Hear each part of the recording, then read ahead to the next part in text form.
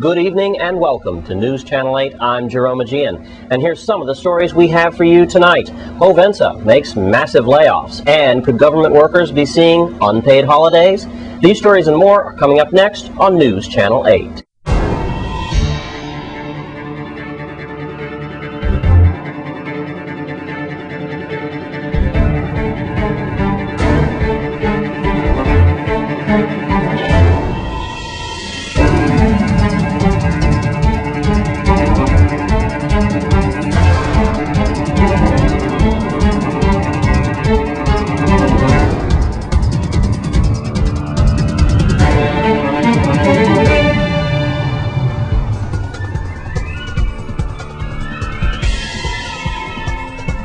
And in our top story tonight, Hovensa has laid off at least 270 employees over the weekend. You might remember last Friday's report on labor relations here on News Channel 8. That's when Overlu President Ricky Brown hinted that layoffs were imminent. Meanwhile, News Channel 8's Wes Small continues to monitor the situation at one of the largest oil refineries in the world. Here's his report. A massive layoff at Hovensa has taken pretty much the headlines over the weekend, especially here on St. Croix.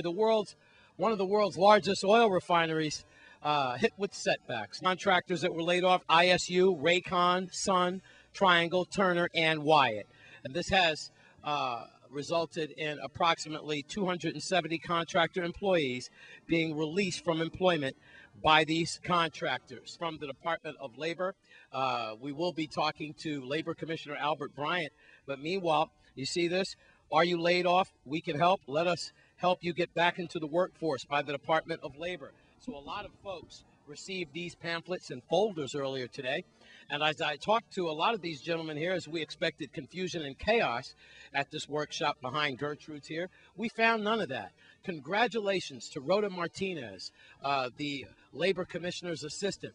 All these folks have been working real hard at the Department of Labor. Meanwhile, let's go to the big man himself, the Labor Commissioner, Mr. Albert Bryant. All the credit goes to my staff, Wes. I think, unfortunately, we've gotten good at it because we've been doing it for a while now. Too many layoffs in the territory, and that's the reason why we've been able to learn to execute really quickly. But I do have to give credit to my staff for being able to pull it off, because we only heard about this Friday afternoon. Is your company carefully monitoring this situation with Hovensa? Yeah, so I think that the next step, as I was explaining to a lot of the gentlemen there, is for us to go and look at these companies now and see who have they retained, especially if they're retaining non-skilled workers on per diem, which I doubt is the case. But we're going to look into that thoroughly to make sure that right now our local workers are given the best opportunity, and in the future we have advance notice of when they start to ramp up on their hiring so that we can get our people in first. I'm sure the Department of Labor has really got your eyes on training. Is that right, sir? That is right, too. We recently conducted an audit that is ongoing of Hovensa's workforce, and they came out at least 90% of the workforce was local. However, there are some highly skilled jobs that we'd like to see more local workers employed in. As a result of that, we are working with Hovensa with a craft training program that's going on right now that has 3 trades that we're focusing on: welding, boilermaking, and pipe fitting. And it is our hope to displace some of that imported workforce that they're bringing in, that we'll be able to send them packing once and for all. The new CEO at Hovensa has pretty much let out the word that, well, this will be it for quite some time. Are you happy about that as far as layoffs are concerned? Do you see any more layoffs coming down in the future? Well, I'll tell you, Wes, I really didn't see this one coming. I thought they were down to their skeleton crew. I feel happy that the CEO is giving us that vote of confidence, but you know, in business, things change rapidly.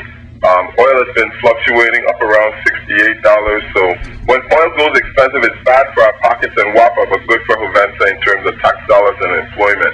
So I'm just going to keep watching the situation to see what happens, but I am praying that everything goes well. We have the scheduled turnaround, the FCC turnaround in January, and Hovensa starts to pick back up all these workers October, November. I want to thank the Department of Labor, all the staff from the commissioner on down, doing a great job for the Hovensa employees and their family. From Gertrude's, I'm Wes Small. for News Channel 8. And in other news, Governor John D. Young has finally submitted his budget proposal for 2010. And not everyone is happy, especially government workers. News Channel 8's Wes Small caught up with Senator Sammy Sanis in this report about unpaid holidays. My opinion is that I'm also unhappy with the fact that there are going to be certain holidays that are not going to be paid. I mean, we're talking about individuals in the government who probably make certain families that have an income of less than $25,000. We're cutting back on their income, and to me, that's totally unacceptable. Not only that, that is money that is not going to be circulating. So it's not only affecting the government sector, it's also affecting the private sector. So there must be other solutions, other way of doing some cuts in the government other than unpaid holidays. Do you see government workers possibly being laid off? That's one of the last options that I think that we should try to avoid. One of the reasons is that when you have a certain amount of individuals laid off, you got to remember that is money that is not not circulating. So it affects, and I mentioned this before, it affects both sectors. It affects the government employees and it affects the private sectors. Not only that, when you have people that are laid off, when you have people that are no longer have government jobs, we're also talking about medical insurance. And remember, we have a lot of kids. What are you and some of your constituents going to do, some of your fellow senators, to cut these costs to make sure the government workers don't get laid off? But one of the things that we have to do is when it comes time to review the budget, we have to scrutinize every single item. We got to make sure that we are spending money in the right place and not for frivolous items.